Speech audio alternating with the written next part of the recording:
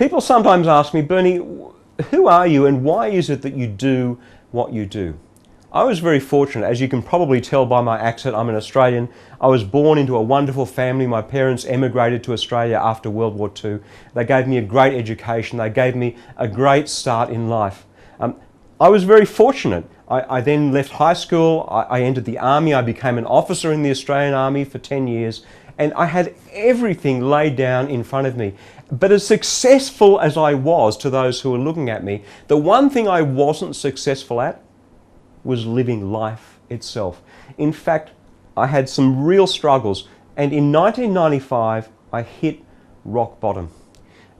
My walk with Jesus began on the balcony of a hotel room on the 8th floor, where I came very, very close to taking my own life and jumping off.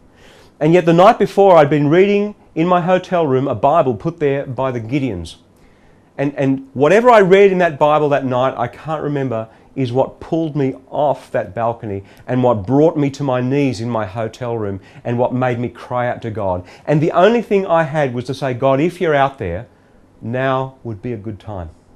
That was back in February 1995. In October, I was attending a church service in my hometown in Wollongong with some friends. You know, these Christians, I didn't like Christians, by the way. I hated Christians. I was a bit like the Apostle Paul.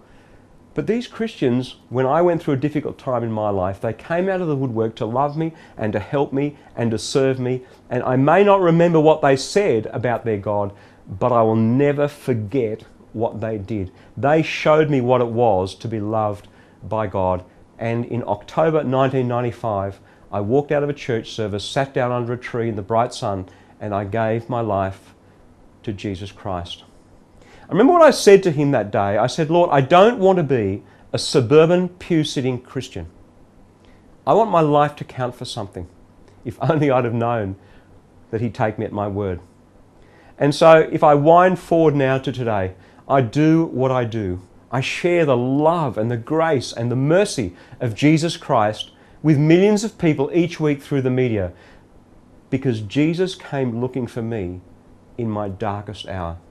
I would never have expected that. I wasn't looking for God. He came looking for me. He wiped my slate clean. He gave me a new start, and he gave me a passion to share the wondrous grace of God through Jesus. That's who I am.